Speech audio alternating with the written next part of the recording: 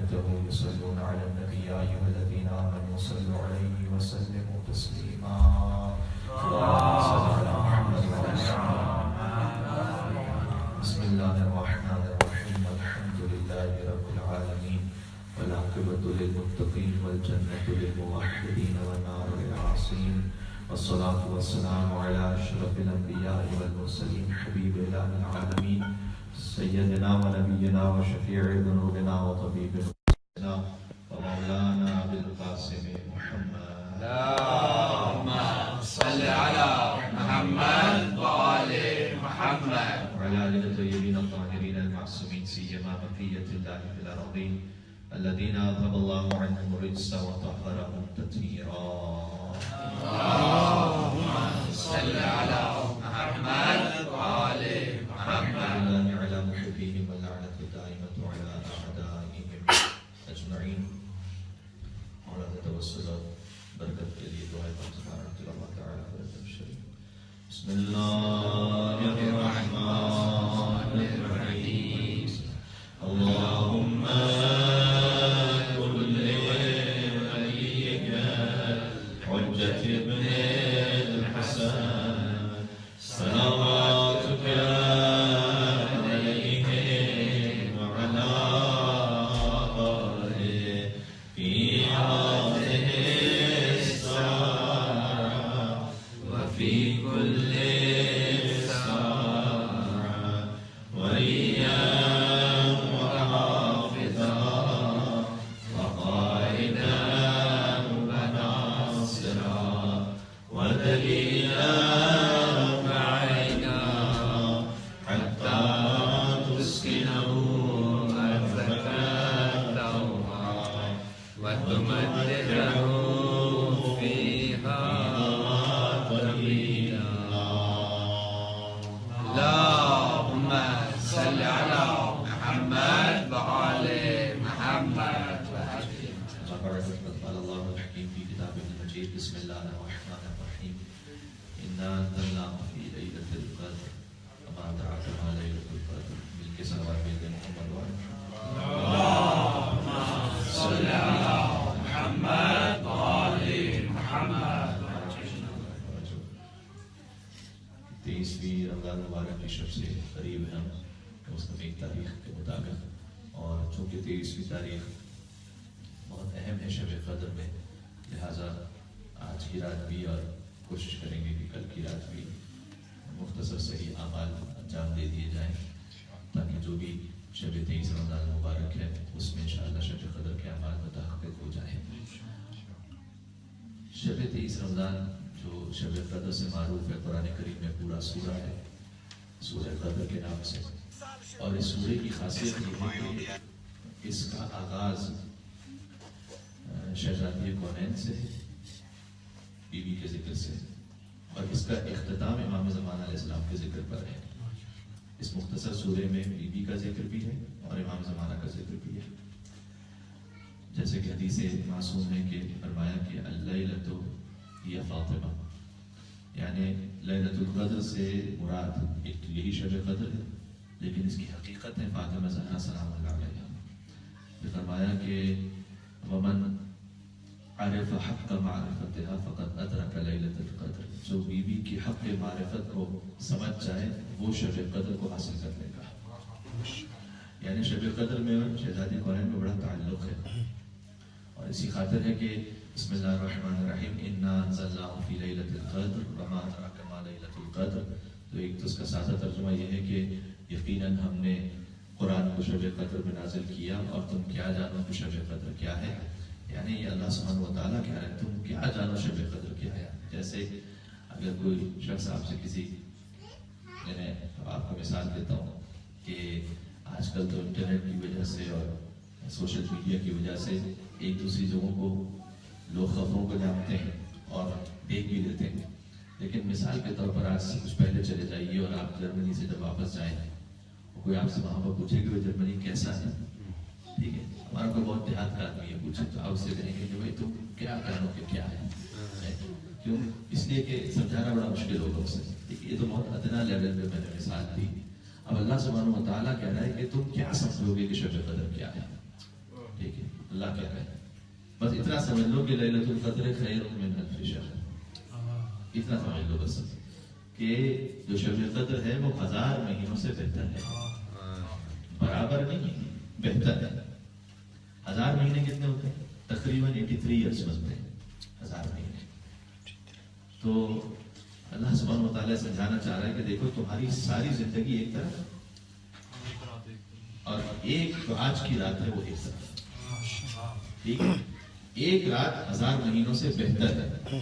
اچھا، اس پر کئی تفاسیر بھی ہیں، اس میں مختلف وقت بھی بڑا محدود ہے. میں چاہتا ہی تھا کہ 2-3 بڑے اہم نکات آج کی رات کے حوالے سے تو دیکھیں کہاں تک بات پہنچتی ہے کہ حضور کو تسلی بھی دی گئی اس جملے کے ذریعے سے لیلۃ القدر خیر من الف شہر، کہ شب قدر 1000 مہینوں سے بہتر ہے. بلکہ حدیث موجود ہے کہ ان 1000 مہینوں میں مراد وہ بھی ہیں کہ جو بنی امیہ کی حکومت کے تقریباً یہ 80 سے 90 سال تھے. ٹھیک، جب حضور کو عالم خواب میں دکھایا گیا کہ ان کے ممبر پر نعوذ باللہ بندر موجود ہے، کہ حضور نے خواب دیکھا اور حضور بہت رنجیدہ اور غمگین تھے. ٹھیک، تو اس وقت اللہ سبحانہ و تعالیٰ نے حضور کی تسلی کے لیے نازل کیا اور حضور سے یہ فرمایا کہ یہ جو آپ کے ممبر پر اس طرح سے برکات لوگ جو بیٹھ جائیں گے، یعنی خلافت کو حاصل کر لیں گے اور اس کے بعد اس کا ادامہ ہوگا، تو آپ فکر نہ کریں. یہ جو زمانہ آئے گا آپ کی امت پر، اس کے بدلے میں اللہ نے ہر سال آپ کی امت کو ایک رات ایسی عطا کی ہے جو ان کی 1000 مہینوں کی حکومت سے بہتر ہے. ٹھیک ہے، یعنی ایک کی تفسیر یہ بھی ہے. اور بقول آیت اللہ ناصر مکارم شیرازی صاحب کے مختلف تفاسیر جو ہوتی ہیں وہ سبھی جمع ہو کر سب اپنے اپنے مقام پر درست بھی ہو سکتی ہیں اگر آپس میں ٹکرا نہیں ہوتے. تو خیر، آج کی رات شب 23 یا کل کی رات 1000 مہینوں سے بہتر ہے، تو بہت گولڈن اپرچونٹی ہے. اچھا، 1000 مہینوں سے بہتر کا مطلب یہ ہوتا ہے کہ جو علماء کرام نے لکھا ہے کہ پھر ہر نیک عمل گویا وہ 1000 سے ملٹیپلائی ہو جاتا ہے. ٹھیک ہے، اب آپ صدقہ دے رہے ہیں تو وہ 1000 سے ملٹیپلائی ہو جائے گا کیونکہ 1000 مہینے سے بہتر ہے. ایک عالم ہے، ان کا نام اس وقت میں آپ جانتے ہیں، سب واقف ہیں، نام رہنے دیجیے. انہوں نے خود سے ان کے نجف کا واقعہ سنایا اور انہوں نے سنایا کہ کچھ خاص قسم کا استخارہ اور کچھ خاص قسم کے کمالات تھے جن کے لیے ان کے بزرگ اور ان کے اساتذہ نے انہیں ایک خاص ذکر بتایا تھا جو 9,99,00,000 ٹھیک 99,999 مرتبہ پڑھتا تھا. اور انہوں نے کہا کہ میں نے وہ ذکر پڑھا. میں نے کہا کہ آپ نے 9 کروڑ مرتبہ یہ ذکر پڑھا. انہوں نے کہا کہ جب میں نجف اشرف میں تھا تو میں شب قدر میں مولا علی کی ذریعے کے سامنے بیٹھ جاتا تھا. میں مولا سے کہتا تھا کہ مولا قرآن میں یہ آیت موجود ہے کہ آج کی رات کا ایک عمل 1000 کے برابر تو کم از کم ہے ورنہ بہتر ہے. تو جتنا پڑھتا تھا اس کو 1000 سے ملٹیپلائی کر دیتا تھا. پھر کہتا تھا کہ مولا اس میں اثر آپ دیتے ہیں، تو وہ اثر ہو گیا تھا. تو آج کی ہر عبادت کا جو ثواب ہے اور اجر ہے وہ 1000 کے برابر ہے. آپ سوچئے گا اگر مہینے میں کوئی ایک دن ایسا ہو یا سال میں کوئی ایک دن ایسا ہو آپ کے آفس میں جس میں یہ اناؤنسمنٹ ہو کہ جو آج آپ کریں گے اس کی جو سیلری ہے وہ ملٹیپلائی 1000، تو اس کے لیے کیسی پریپریشن ہوتی ہے؟ کوئی سوچ بھی سکتا ہے کہ اس دن سو جاؤں گا، کوئی بات نہیں یار ایک دن تو سو جاتے ہیں. نہیں، یہ تو اب مثال سمجھ رہے ہیں آپ. ٹھیک ہے، اگر فرض کیجیے، کیوں یہ میں سونے کی مثال بھی کیوں کہہ رہا ہوں، ایک تو یہ کہ کل خیر چھٹی بھی ہے، آپ آج جاگ بھی سکتے ہیں اور رات بھی یہاں بڑی مختصر ہوتی ہے، اس لیے چلیں یہ بھی ایک آسانی ہے. خود شب قدر میں جاگنا یہ ایک الگ ثواب ہے. یعنی اگر کوئی دعا نہیں بھی پڑھ رہا، کوئی عبادت نہیں بھی کر رہا، خود جاگنا ہی ثواب ہے. بلکہ حدیث میں آیا ہے کہ جو شب قدر میں جاگ جائے اللہ اس کے دل کو اس دن زندہ رکھے گا جب بقیہ دل مردہ ہو چکے ہوں. یعنی قیامت کے دن اس کے دل کو زندہ رکھے گا اللہ، اور شب قدر میں جاتا ہے. تو اگر کہیں ایسا اناؤنسمنٹ ہو کہ آج کا آپ کا جو کام ہے اس کی سیلری ملٹیپلائی میں 1000 ہے، اب آپ اسی طرح سوچ لیجیے گا کہ جو کچھ آج ہے اسی خاطر ہے کہ ایک لمحہ بڑا قیمتی ہے. تو اس میں جو کچھ اعمال ہیں اس میں سے ایک تو عمل ہم نے آپ سے گزارش کر دیا کہ خود جاگیے، کوشش کیجیے کہ فجر تک جاگیں اور فجر کی نماز پڑھ کے سوئیں جو معمولاً اس وقت طریقہ کار بھی مومنین کا یہی ہے. اچھا دوسرا صدقہ دینا، بہت زیادہ آج کی رات ثواب اور امپورٹنس ہے کہ صدقہ دیا جائے. اچھا یہ وہ عبادت ہے، یہ وہ عمل ہے کہ جو آپ مفاتیح الجنان میں دیکھیں نا سیکوینس میں تو آپ کو نہیں ملے گا، تو لوگ اس سے غافل ہو جاتے ہیں. تو صدقہ ضرور دیجیے آج کی رات. اور اس کے لیے بھی تھوڑی سی کلیریفیکیشن کر دوں. اچھا صدقہ دینے سے فائدہ کیا ہے؟ علماء کرام نے دعا کے آداب میں سے بھی بتایا ہے کہ پہلے صدقہ دو، اس کے بعد دعا مانگو. کیوں؟ اس لیے کہ یہ سمبل ہے اس بات کا کہ ہم خدا سے گویا کہہ رہے ہیں کہ پروردگار جو کچھ میرے بس میں تھا وہ میں نے دے دیا، اب جو کچھ تیرے اختیار میں ہے وہ تو عطا کرنا تھا. اس کے بعد آپ دعا مانگیں. اچھا جو صدقہ ہے اس کے لیے شرعی طور پر اور فقہی طور پر مسئلہ یہ ہے کہ صدقہ اس وقت تک بنتا ہی نہیں جب تک مستحق کے ہاتھ میں نہ پہنچ جائے. اگر آپ نے اپنے پاس گھر پہ الگ سے نکال کے رکھ دیا، اپنی جیب میں الگ سے رکھ دیا، تو وہ صدقہ تو بنے گا نہیں. وہ ویسے جیسے آپ نے اپنی ایک جیب سے نکال کے دوسری جیب میں ڈال دیا. ٹھیک ہے. یہ جو روزانہ کا صدقہ نکالنے والے ہیں ان کے ذہن میں بھی بات رہنی چاہیے، روز کا صدقہ نکالنا اس کا ثواب ہے، اس کی تاکید ہے. تو بلکہ حدیث میں ہے کہ صبح کا صدقہ شام تک کی اور رات تک کی بلاؤں کو دور کرتا ہے، اور رات کا صدقہ صبح تک کی بلاؤں کو دور کرتا ہے. تو اگر آپ اس نیت سے صدقہ نکال رہے ہیں کہ جناب روز جو قربت بلا ہے وہ ہوتی چلی جائے، اور آپ صدقہ نکال کے باکس میں ڈال دیتے ہیں اور وہ باکس آپ اس میں جمع کرتے مہینے کے آخر میں کلیکٹ کر کے بھجوا دیتے، تو اگر فرض کیجئے آپ روز 1 یورو نکالتے ہیں اور مہینے کے آخر میں 30 یورو بن گئے اور آپ نے آخر میں 30 یورو بھجوا دیے، تو در حقیقت یہ جس دن آپ نے 30 یورو بھجوائے نا اس دن کا صدقہ بنا ایک ساتھ 30 یورو. سمجھ رہے ہیں؟ روز کا 1 یورو نہیں بنائیے. اچھا اب یہ تھوڑا سنگین مسئلہ. اچھا اس دن بھی نہیں بنا 30 یورو، یہ تو اب جب آپ نے بھجوایا جب یہ مستحق کے ہاتھ میں پہنچے گا تب بنے گا یہ. ٹھیک ہے. اب 1 مہینے بعد پہنچے، 1.5 مہینے بعد پہنچے تب بنے گا. کیا اس کا سولوشن ہے؟ سولوشن 2-3 ہے.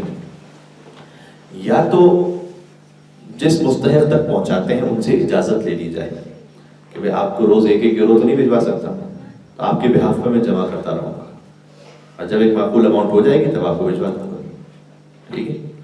تو ایسی صورت میں وہ آپ کا جمع بھی ہوتا رہے گا اور اس کا بھی ہوتا رہے گا، گویا اس کی نیابت میں آپ جمع کرتے رہیں گے. دوسرا طریقہ یہ ہے کہ اسے ایڈوانس بھجوا دیں.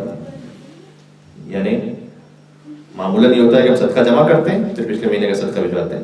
دوسرا طریقہ یہ ہو سکتا ہے کہ جو نیکسٹ منتھ ہے اس کا صدقہ ابھی سے دے دیا آپ نے، اس کو بتانے کی ضرورت نہیں کہ یہ صدقہ ہے، اس کو تو دے دیا آپ نے بطور مدد، اور دل میں نیت کی کہ یہ قرض دیا ہے 30 یورو، اور روز 1 یورو کی نیت کرتے چلے جائیں کہ وہ 1 یورو معاف ہوتا گیا اور صدقہ ہوتا گیا. اس طرح سے بھی ہو سکتا ہے. اور ایک آخری طریقہ یہ ہے کہ مجتہد کے جو وکیل ہیں ان سے آپ مصالحت کر لیں اور بات کر لیں اور ان سے یہ کہیں کہ میں آپ تک تو نہیں پہنچا سکتا روز روز، لہذا میں جمع کرتا رہوں گا اور پھر بعد میں آپ تک پہنچا دوں گا. یہ 2-3 طریقے. اچھا یہ تو ہے ان فیوچر، وہ تو آپ کریں گے انشاءاللہ. جو کر رہے ہیں پہلے سے تو اچھی بات ہے، جنہوں نے نہیں کیا وہ ان فیوچر کر لیں گے. آج کی رات کے لیے کیا کیا جائے؟ آج کی رات تو ابھی تو ڈائریکٹلی کسی مستحق سے بات بھی نہیں ہو سکتی، کوئی ایڈوانس پہنچ بھی نہیں سکتا، کچھ بھی نہیں ہو سکتا. جو چاہتے ہیں کہ آج کی رات کے صدقے کا ثواب مل جائے. اچھا آج کی رات کا مطلب کیا ہے میرا بار بار کہنے کا؟ جب آپ صدقہ نکالیں تو یہ نیت رکھیں کہ اے پروردگار تو حقیقتاً جانتا ہے نا کہ شب 23 کون سی ہے، یہ بس اس رات کا صدقہ ہے، تو وہ خود بخود اس رات میں قبول ہو جائے گا. ٹھیک ہے. وہ چاہے آج کی رات ہوگی یا کل کی رات ہوگی. ٹھیک ہے. اس کا طریقہ ایک حوالے سے یوں ہے کہ یا تو آپ یہ 2-3 جو میں نے آپشنز بتائے ہیں اس پر آج ہی کی رات عمل کر کے کسی طریقے سے کر لیجیے، اور اگر آپ چاہتے ہیں کہ آج کی رات کا صدقہ اس طرح سے بن جائے کہ مجتہد کے وکیل سے اجازت لے کر جو دے دیا جاتا، نکال دیا جاتا صدقہ، تو اس کے لیے میں بھی حاضر ہوں آپ کی خدمت میں. میں نے باقاعدہ آج اس وقت مجلس سے پہلے آپ مومنین کے لیے اجازت لی ہے خاص، تاکہ یہاں پہ جو مومنین ہیں وہ شب 23 کے صدقے کی عبادت کو 23 رمضان ہی میں حاصل کر لیں. ٹھیک ہے. ورنہ یہ ہے کہ پھر بعد میں پہنچے گا تو رمضان کے بعد پہنچے گا تو وہ پھر وہ 23 والا ثواب نہیں مل سکے گا. تو آپ جیسے چاہتے ہیں اس کے مطابق عمل کر سکتے ہیں. یہ ہو گیا صدقے کا معاملہ. اچھا اور کیا کیا آج کی رات کے اعمال ہیں؟ ظاہر ہے کہ جب شب قدر ہے تو بڑا اہم عمل ہے کہ خدا سے اپنا رابطہ استوار کیا جائے، اور وہ ہوتا ہے دعاؤں کے ذریعے سے، اہل بیت علیہ السلام کی دعاؤں کے ذریعے سے. اچھا اہل بیت علیہ السلام کی دعاؤں کو بار بار پڑھنے کی کیوں تاکید ہے؟ ہم اپنے الفاظ میں اپنا معافی ضمیر بھی بیان کر سکتے ہیں اللہ کو، لیکن اس میں اور اہل بیت علیہ السلام کی دعاؤں میں بڑا فرق ہے. کیا فرق ہے؟ ہم جوش مودت، جوش عقیدت میں ہو سکتا ہے اپنی جہالت میں بہت کچھ وہ کہتے چلے جائیں جو اللہ کی شان نشان نہ ہو، کیونکہ ہمیں صحیح طرح سے بات کرنے کا سلیقہ نہیں آتا. میں آپ کو ایک چھوٹی سی مثال دیتا ہوں، تھوڑا سا مسکراہٹ آ جائے گی آپ کے چہروں پر. ایک پیر صاحب تھے، ٹھیک ہے، پیر ہوتے نا، تو وہی منڈے والے پیر نہیں ہے یہ جو پیر صاحب ہوتے ہیں وہ جو تعویذ نسخے بتاتے ہیں. اچھا کچھ اس میں صحیح بھی ہوتے ہیں، قرآنی نسخے بتاتے ہیں، یہ چیزیں بھی ٹھیک ہیں، لیکن وہ تھوڑے جاری پیر اور ان کے 2-3 مرید، ہر ایک بھی مرید بن جاتے ہیں. تو ان کے بھی مرید تھے، تو اس مرید کے یہاں چوریاں بہت ہو رہی تھی. تو وہاں پر وہ پہنچے اور پیر صاحب سے کہا کہ صاحب چوریاں ہو رہی ہیں تو کوئی تعویذ، کوئی نسخہ بتائیں کہ یہ رک جائے. تو انہوں نے تعویذ تو دیا لیکن ان کو تعویذ پر بھروسہ نہیں تھا پورا. انہوں نے کہا ایسا کرو کہ ساتھ میں کتا بھی پال لو. بہتر یہ ہے، تعویذ تو گھر میں رکھو کسی جگہ، لیکن ساتھ میں گھر میں کہیں کتا بھی پال لو تو بہتر ہے. تو اب وہ جاہل تھا بیچارہ مرید، تو اس نے بھی اسی عقیدت اور محبت میں بڑے جھوم جھوم کے پیر صاحب سے کہا پیر صاحب کیسی بات کر رہے ہیں آپ، میرے تو پیر بھی آپ ہیں، کتے بھی آپ ہیں، جو کچھ کرنا آپ نے کرنا، میں نے کیا کرنا. اور ہوا جب عقیدت و مودت میں انسان جاہل ہو تو اس کو پتہ ہی نہیں چلتا کہ وہ کہہ کیا رہا ہے. آپ کو یہ خوبصورتی نظر آئے گی کلام کو خدا کے شائع نشان، عبد خدا ہو کر بات کرنا. مثلا آپ دعائے کمیل میں وہ جملہ دیکھیں، مولا کائنات کہتے ہیں کہ پروردگار اگر تو نے مجھے اہل محشر میں بولنے کی اجازت دی تو میں تجھ سے یوں کلام کروں گا. یہ نہیں کہا مولا کائنات نے کہ پروردگار میں بول دوں گا تیرے سامنے، اگر تو نے وہاں اجازت دی تو میں یہ کلام کروں گا. یہ ادب اور احترام ہے اہل بیت علیہ السلام کی دعاؤں جو آپ کو کہیں اور نظر نہیں آئے گا. وہ قول علامہ امینی کے جو در اہل بیت سے دور ہو گئے وہ 2 اہم ترین دولتوں سے محروم ہو گئے، ایک اہل بیت کی دعائیں اور ایک اہل بیت کی زیارتیں. ٹھیک ہے، یہ بہت بڑا خزانہ ہے اور ان میں معارف ہے بہت بڑے بڑے. لہٰذا دعاؤں کے ذریعے سے اپنا تعلق استوار کرنا چاہیے.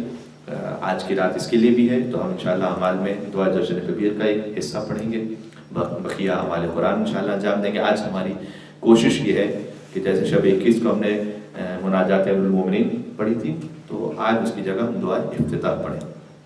دعا افتتاح جو ماہ رمضان المبارک کی ہر شب میں پڑھنے کی تاکید ہے.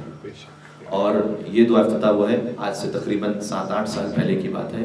دعا افتتاح کی شرح پر ہم نے 15 مجالس پڑھی تھی محفل مرتضیٰ کراچی میں، تو وہ انٹرنیٹ پر موجود بھی ہیں. تو اب اس کی ڈیٹیل میں تو میں نہیں جا سکتا کہ یہ دعا افتتاح کیا کچھ معارف ہیں اس کے اندر.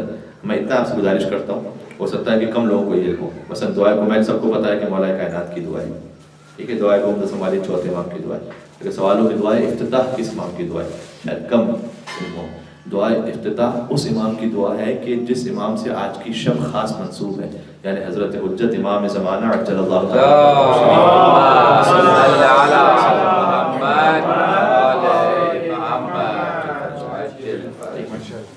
مولا کے نام پر ایک اور مل کے صلوات بھیجے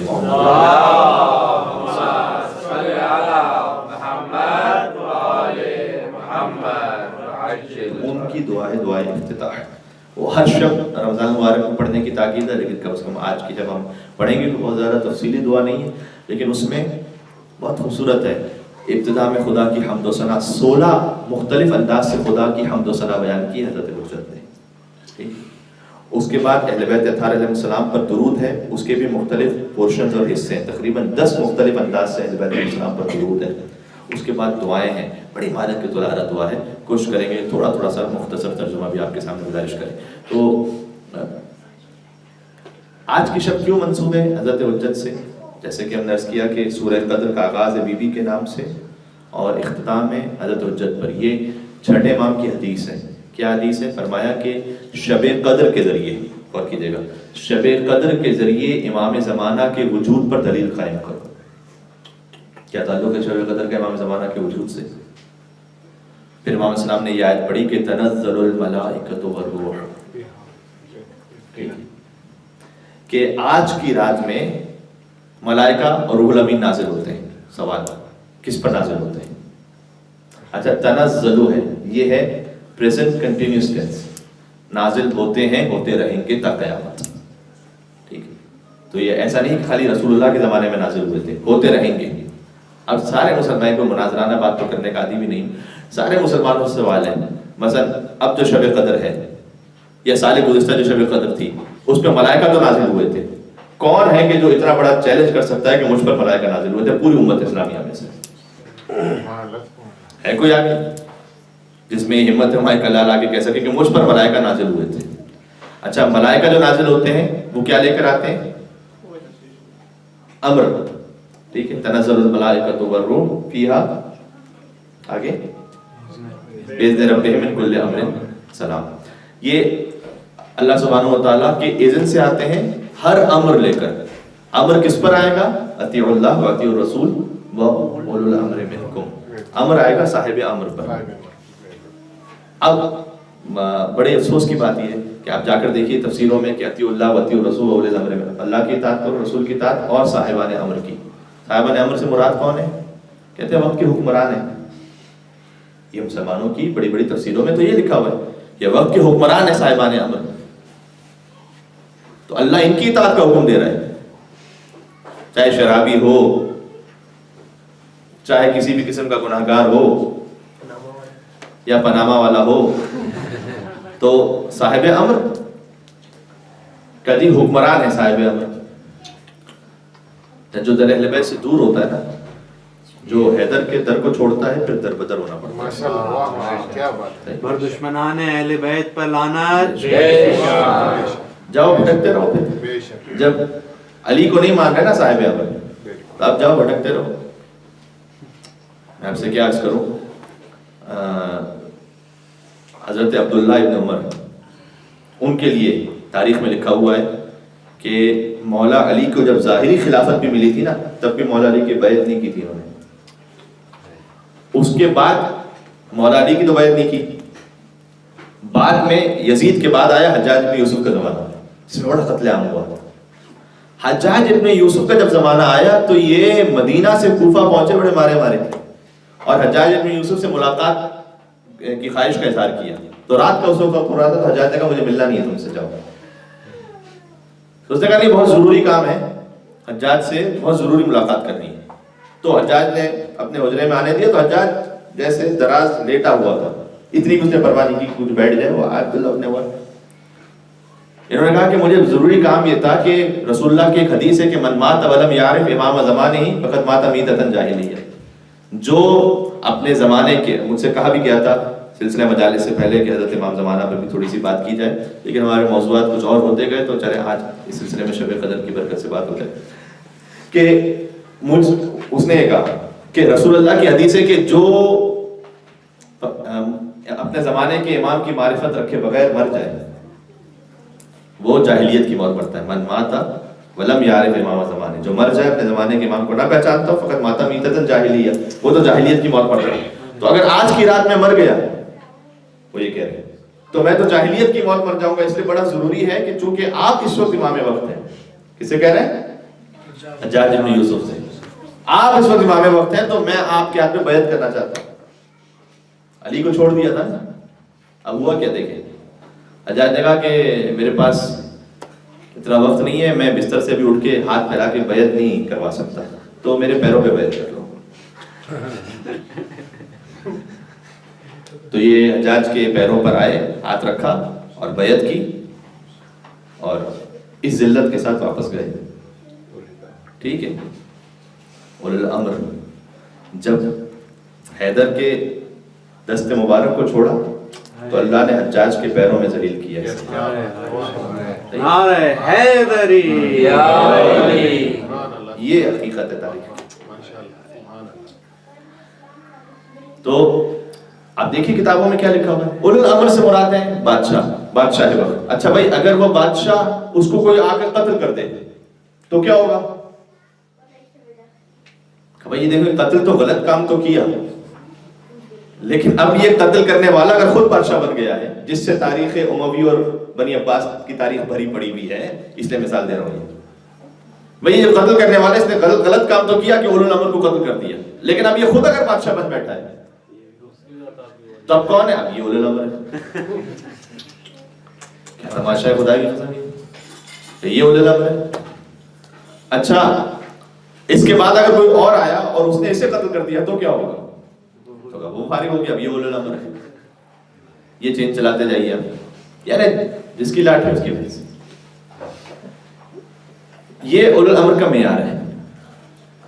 اچھا اگر چلے یہ اولو الامر ہیں تو ہمارا سوال یہ ہے کہ کیا یہ وہ ہیں کہ شب قدر میں جن پر ملائکہ نازل ہوتے ہیں؟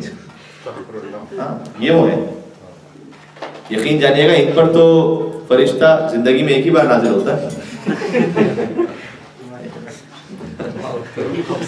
جی موت کے وقت نازل ہوتا ہے باقی. اس لیے اب آپ غور کیجیے گا، اس لیے امام صادق علیہ السلام نے فرمایا کہ شب قدر کے وجود کے ذریعے حجت خدا پر دلیل قائم کرو. اور تم یہ کہو کہ جب شب قدر ہے تو ملائکہ نازل ہوتے ہیں، اور ملائکہ تو سرکاری ختمی مرتبت پر نازل ہوتے تھے نا، تو تا قیامت ہر شب قدر میں کسی محمد جیسے کا وجود ضروری ہے کہ جو اس قابل ہو کہ اس پر ملائکہ نازل ہو سکے. تو ہے کوئی آئے آل محمد کے علاوہ جو یہ دعویٰ کر سکے؟ برائے خوشنودی امام زمانہ بلند تر صلوات.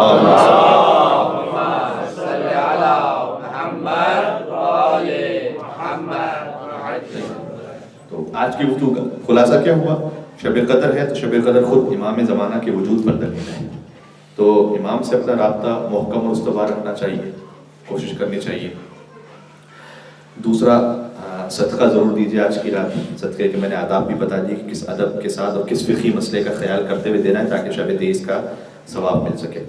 ساتھ میں دعاؤں کے ذریعے سے اللہ سبحانہ وتعالیٰ سے رابطہ قائم کریں، تھوڑا سا دعاؤں کا ترجمہ پڑھیں، اپنے اعمال پہ غور و فکر کریں. ہر انسان مجھ سمیت کچھ اپنے گناہوں کو انسان یاد کر سکے. شب قدر کی رات جاگ کر گزاریں، زیارت امام حسین علیہ السلام پڑھیں. یہ کچھ وہ مختصر اعمال تھے جو شب قدر میں ہم انجام دے سکتے ہیں اور ضرور دینا چاہیے.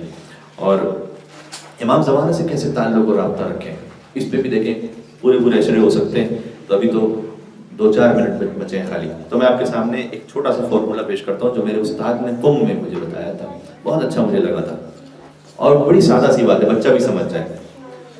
فلسفہ امامت، معرفت امام، اس پر بڑی دقیق گفتگو بھی ہو سکتی ہے، لیکن ایک سادہ انداز سے امام سے تعلق کیسے جوڑیں.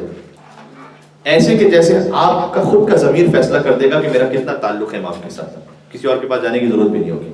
وہ کیا؟ امام علیہ السلام. دیکھیں اتنا پہلے سمجھنا پڑے گا کہ امام جو پردہ غیبت میں ہے کا مطلب کیا ہے.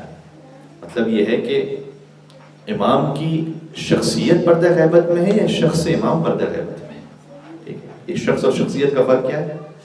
شخص اور شخصیت کا فرق یہ ہے کہ آپ تو یہاں سب سامنے میرے حاضر ہیں، میں آپ کے سامنے حاضر ہوں، ہم دوسرے کو دیکھ رہے ہیں. تو آپ کا شخص تو غائب نہیں ہے نا، آپ تو ہیں. آپ کی شخصیت مجھ سے غائب ہے. یعنی مثال کے طور پر میں آپ کے شخص کے بارے میں نہیں جانتا کہ آپ کہاں جاب کرتے ہیں، آپ کی کیا ایکسپرٹیز ہے، آپ کی کیا اسپیشلائزیشن ہے، وہ مجھے نہیں پتا. ٹھیک. تو اگر مجھ سے کوئی سوال پوچھے کہ بھائی یہاں کوئی ڈاکٹر ہے اور میں نہ جانتا ہوں تو شاید میں کہہ دوں گا کہ بھائی کوئی ڈاکٹر نہیں ہے یہاں پر، جبکہ ہو سکتا ہے کہ آپ میں سے کوئی اور ڈاکٹر. بات واضح ہو رہی ہے؟ اس کا مطلب یہ ہے شخص امام غائب تھوڑی ہے. وہ تو ملاقات کرتے ہیں، حج کے موقع پر تشریف لاتے ہیں. ہاں وہ جو ہیں وہ امام ہیں، یہ علم نہیں ہے ہم اور آپ کو. اس لیے جب امام کا ظہور ہوگا تو کتنے لوگ ایسے ہوں گے جو کہیں گے روایت میں کہ ان سے ہم پہلے ملاقات کر چکے تھے لیکن ہم یہ نہیں جانتے تھے کہ یہ امام ہے. ٹھیک ہے، آپ غور فرمائیں. اچھا اس کا مطلب یہ کہ امام کا آنا جانا ہے ہماری محفلوں میں، اور کتنے مومنین سے، عرفاء سے، علماء سے اور عام مومنین سے بھی ملاقات ہے. اب وہ کیا نسخہ جو ہمارے قوم کے استاد نے ہمیں بتایا کہ آسانی سے بڑا طے کر لو گے کہ تم امام سے کتنا قریب ہو. کئی کام کرو سمپل، اپنی اٹینڈنس کو امام علیہ السلام کی اٹینڈنس کے ساتھ میچ کرتے جاؤ. کیا مطلب ہے؟ امام بھی کہیں پر حاضر ہے اور کچھ محفلوں سے یقیناً امام دور ہے. ٹھیک ہے، کہ یہ دیکھ لو کہ جہاں امام پریزنٹ ہیں وہاں تمہاری ایبسنٹ تو نہیں لگی ہوئی. اسکول میں ہوتا ہے نا پریزنٹ ایبسنٹ. اور جہاں امام جن محفلوں میں نہیں ہے کہیں تمہاری پریزنٹ تو نہیں لگی ہوئی وہاں پر. بس سوال، نماز اول وقت امام حاضر ہوں گے کہ حاضر نہیں ہوں گے؟ ہوں گے تو کہیں میری ایبسنٹ تو نہیں لگتی وہاں؟ مجلس امام حسین علیہ السلام امام کی شرکت ہوتی ہے کہ نہیں ہوتی؟ یقیناً ہوتی ہے، تو کہیں میری تو غیر حاضری نہیں لگتی وہ؟ اچھا کہیں غیبت کی محفلوں کو تصور بھی کر سکتا ہے کہ امام علیہ السلام وہاں تشریف فرما ہوں گے؟ نہیں، تو پھر میری پریزنٹ تو نہیں لگی ہوئی وہاں پر۔ اپنی اٹینڈنس کو امام سے میچ کرتے جائیں کہ اس وقت جو میں یہاں پر ہوں کیا میرے امام یہاں پر پسند کریں گے کہ میں ہوں، بس۔ اور بہت سارے فیصلے آپ کا خود کا دل کر دے گا، آپ کا ضمیر کر دے گا، ٹھیک ہے۔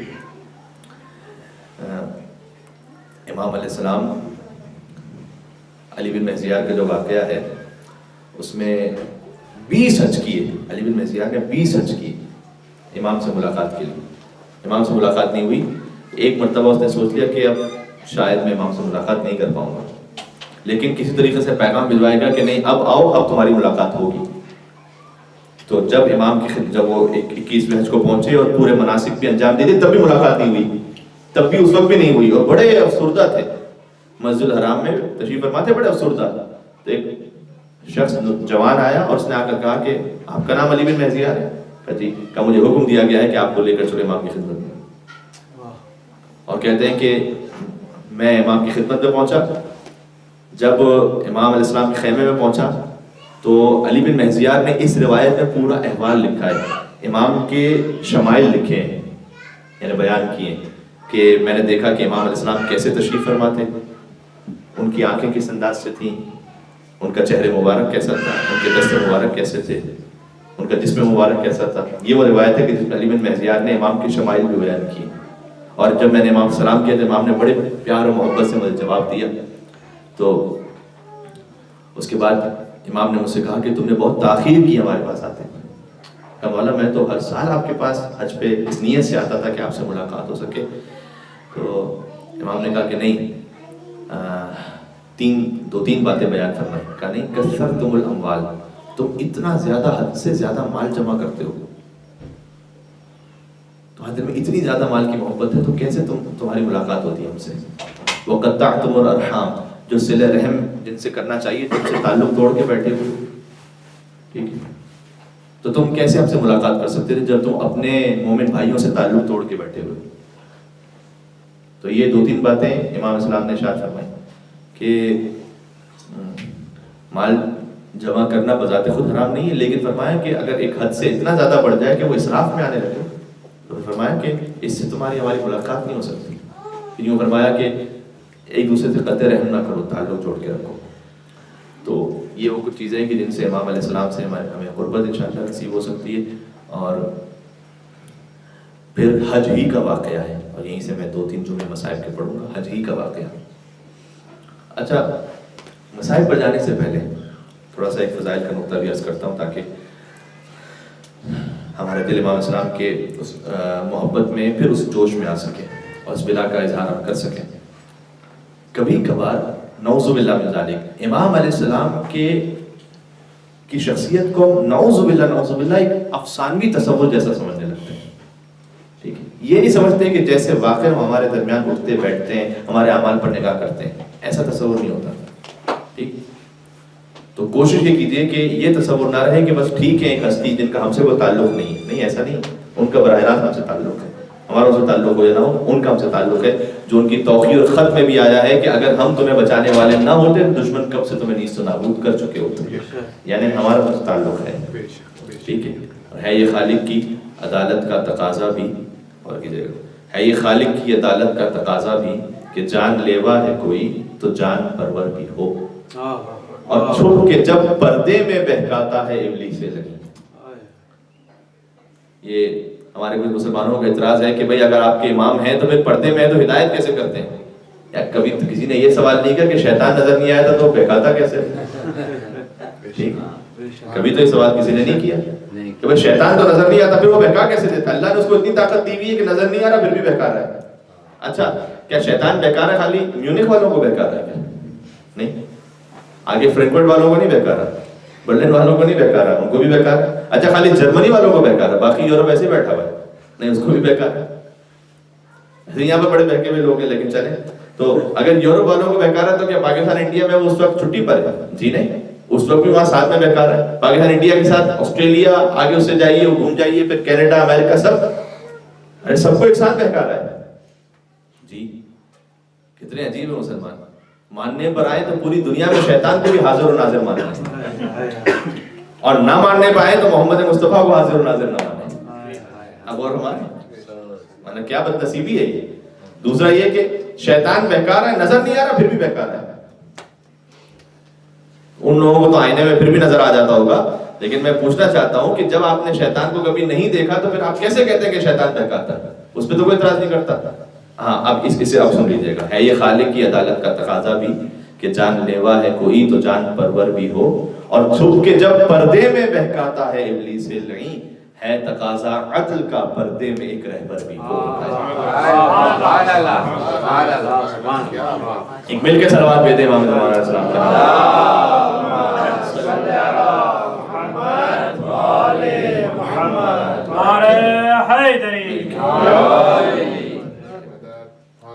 بہت سی باتیں اس میں اور گزارش ہو سکتی تھی, وقت بالکل نہیں بچا. اختتام تک پہنچاتا ہوں بات کو. 12 کا جو عدد ہے نا, ہم 12 کے ماننے والے, 12 امام کے, یہ 12 کا عدد بھی آپ یہ نہ سمجھ لیجیے گا کہ ہمارے کسی کتاب میں کر لیا گیا. سیاہ ستہ کی یعنی رضا اہل سنت کی 6 مشہور ترین کتابوں میں سے 5 میں 12 کا عدد موجود ہے. 12 حضور نے فرمایا میرے بعد 12 امام ہوں گے. نام نہیں ہے اس میں لیکن 12 کا عدد ہے. تب تو ہم کب کہتے ہیں نام پہ اصرار ہمارا کب ہے؟ ہم یہ کہتے ہیں کہ آپ ان 12 کو نہیں مانتے تو نہ مانے, آپ کی بد نصیبی ہے. تو کوئی اپنے 12 بنا کے تو بتائیے کہ وہ کون سے 12 وہ پورے نہیں ہوتے. جی پورے نہیں ہوتے, بالکل صحیح بات ہے. اچھا خلفائے کیوں پورے نہیں ہوتے ابھی میں بتاتا ہوں. کبھی کم ہے کبھی زیادہ ہے. خلفائے راشدین 4, پوری ہسٹری سنا رہا ہوں ایک جملے میں, کاش اس کی میں ڈیٹیل بتا سکتا ہے, ایک کے نام کے ساتھ یہ بھی سنا سکتا ہوں میں. خلفائے راشدین 4, خلفائے بنی امیہ 28, خلفائے بنی عباس 37, حاضر امام 52, داعیان مطلق 50. 12 کا عدد سوائے علی اور اولاد علی کی کہیں نظر نہیں آیا. یہ جو 12 کا عدد ہے یہ بہت زیادہ اہم ہے, بہت زیادہ ہے. قزوین میں پوری کانفرنس ہو رہی تھی, 3 روزہ کانفرنس تھی. میں اپنے زمانے طالب علم میں وہاں گیا تھا, تو وہاں بہت ایک بڑے جید استاد ہیں. انہوں نے ان سے کسی نے سوال پوچھا تھا کہ جب بھی ہم کبھی کسی کے بارے میں بات کرتے ہیں کسی اپنے مسلمان بھائی سے, تو مثلا کہتے ہیں من کن تو مولا فہذا علی مولا. وہ کہتے ہیں مولا کا مطلب تو بھائی امام تھوڑی دوست ہے مولا کا مطلب, ٹھیک ہے. اب آپ آیت تطہیر پڑھیں انما یرید اللہ لیذھب عنکم رجس، وہ کہتے ہیں آیت تطہیر میں تو فلاں بھی شامل ہے، فلاں بھی شامل ہے، فلاں بھی شامل ہے، ٹھیک ہے. کچھ بھی آپ کہہ لیں اس میں کوئی نہ کوئی سامنے سے وہ اعتراض کرتے ہیں. کوئی ایسا سوال ہے، یہ آیت اللہ قزوینی سے کسی نے پوچھا، یہ وہ ہیں کہ جو باقاعدہ ایرانی گورنمنٹ کی طرف سے آفیشلی سعودی عرب جاتے ہیں مناظرے کے لیے، ڈیبیٹ کے لیے. ان سے پوچھا کہ کوئی ایسا سوال، کوئی ایسا نقطہ ہے جس میں اگر یہ پیش کیا جائے تو آگے سے کوئی رسپانس بن ہی نہ سکے اور قبول کرنا پڑے، یا کم از کم اسے سوچنا ضرور پڑے کہ ہاں یار کیا سوال ہے، اس کا کیا جواب ہو سکتا ہے اور اس میں حقیقت کیا ہے. تو انہوں نے سامنے سے یہ کہا تھا کہ ہاں آپ ان سے یہ سوال کیجئے کہ جب یہ جو 12 کا عدد ہے جو اتنی متعدد صحیح کتابوں میں آپ کیا موجود ہے، ستکون الائمۃ من بعدی 12، کہیں پر وزیر کا لفظ ہے، کہیں پر خلیفہ کا لفظ ہے، کہیں امام کا، میرے بعد 12 امام وزیر خلیفہ ہوں گے. یہ 12 بنا کے بتائیے کون ہے 12؟ ہمیں کوئی بات ہی نہیں سننی. تو نبی تو ہوں گے 12. اچھا یہ بھی کیسی عجیب بات ہے. چلے مسائل پھر وہیں پہ پڑھ لیں گے، اعمال میں وہیں پہ ختم کرتے ہیں بغیر مسائل کے. کہ یہ بھی تعجب کی بات نہیں، یہ جو 12 حضور اگر آپ کہتے ہیں 12 کہہ کر گئے. اچھا ینال المودہ شیخ سلیمان قندوزی حنفی رحمۃ اللہ علیہ، ان کی کتاب میں تو 12 کے نام بھی موجود ہے. کنز العمال میں 12 کے نام بھی موجود ہے. اس طرف تو میں جا نہیں، میں تو خالی سائے ستہ پہ رہتا ہوں، ورنہ وہ جو نام ہے وہ بھی سنا سکتا ہوں، اس پوری روایت بھی سنا سکتا ہوں، اور اس میں مختلف نکات ہیں بہت سارے، وہ بھی آپ کے سامنے عرض کر سکتا ہوں، وقت نہیں بچا. یہ لیکن تعجب کی بات نہیں. اگر حضور کہے میرے بعد 12 امام، مثلا میں یہاں سے نکلوں باہر اور میں آپ سے کہوں کہ میونک کا راستہ کس طرف ہے، تو آپ کہیں کہ جناب جب باہر جائیں گے نا تو یہاں سے 4 راستے ہوں گے، بس چپ ہو جائیں. میں کہا بھائی 4 راستے ہوں گے تو مجھے کیا کرنا ہے، اس کو مجھے بتاؤ تو صحیح کہ کون سا راستہ ہے. ٹھیک، ہر صاحب عقل وہ یہ جملہ بول کے روک تھوڑی جائے گا. تو حضور جو قیامت تک کی ہدایت کے لیے آئے وہ یہ کہہ کر روک گئے کہ میرے بعد 12 امام ہوں گے، اب لڑتے رہو. بس ہر صاحب عقل سوچے گا کہ حضور نے جب یہ بتایا تھا تو آگے بتایا ہوگا نا کہ وہ کون سے بارہ ہے. کنز العمال میں ہے کہ حضور نے کہا اولہم علی و آخرہم مہدی. پہلے کا نام علی ہے, آخری کا نام مہدی ہے. کنز العمال, ٹھیک ہے, بڑی مشہور کتاب ہے برادران اہل سنت کی, بڑی مشہور کتاب ہے حدیث کی, کنز العمال. اولہم علی آخرہم مہدی, پہلے کا نام علی, آخری کا نام مہدی, درمیان کے نام نہیں ہے اس روایت میں. لیکن مجھے اتنا سمجھ میں آ گیا کہ درمیان میں جو بھی ہوں گے یا علی جیسے ہوں گے یا مہدی جیسے ہوں گے. ٹھیک ہے, اسی پر اپنی بات کا احترام کرتے ہیں. اذان کا تقریباً وقت ہوا جاتا ہے. انشاءاللہ اس امید کے ساتھ کہ حضرت حجت کے ذکر سے ہماری یہ محفل آج منور ہوئی ہے, ہمارے دل بھی ان کے نور مطہر سے منور ہو سکے اور ہماری زندگیاں ان کی نور سے روشنی حاصل کر سکے. اور انشاءاللہ اللہ سبحانہ وتعالیٰ میں دنیا اور آخرت میں حضرت حجت کی بڑائی نصیب فرمائے اور ان کی خدمت اور ان کی نصرت کی توفیق عنایت فرمائے. اگر آپ کو صدقہ اگر آپ کے حوالے کیا جائے تو آیا ہم آپ کو ابھی کیش دے سکتے ہیں؟ اور دوسرا یہ کہ آپ بتانا ضروری ہے کہ کون دے رہا اور کتنا دے رہا؟ نہیں, یہ بتانا ضروری نہیں ہے کہ آپ ابھی کیش دے سکتے ہیں مجھے, میں اپنے پاس جمع کر لوں گا اس کو. اور چونکہ اجازت لے چکا ہوں تو وہ شب 23 کا ہی آپ کا کاؤنٹ ہو جائے گا. اور یہ ضروری نہیں ہے کہ آپ یہ بتائیں کہ مثلا کس کی طرف سے ہے یا کیا ہے, کس طرح سے. وہ تو صدقہ تو وہی ہوتا ہے, وہ انشاءاللہ جو بھی آپ دیں گے وہ سمپ ہو کر ہی جائے گا کسی کے پاس, وہ کسی کا ایک ایک الگ الگ تو جائے گا نہیں. ٹھیک ہے, تو اس طریقے سے جائے گا. تو آپ اگر چاہیں تو یہ پہنچا سکتے ہیں. انشاءاللہ شب 23 رمضان مبارک کا ثواب عطا ہو جائے گا. 1000 کے برابر ہے, مطلب یہ کہ آج کا 1 درہم دیا وہ صدقہ 1000 درہم کے برابر ہے. اس لیے اپنی اپنی حیثیت کے مطابق ضرور دیں. یہ نہیں کہ ضروری کہ بہت ہی زیادہ کوئی دے, لیکن اپنی حیثیت کے مطابق ضرور کہیں نہ کہیں کسی طریقے سے صدقے کی عبادت کو حاصل کریں. مل کے صلوات بھیجیں محمد والے محمد. اللہم صل علی محمد. جی عاطف بھائی کو دے دیجیے.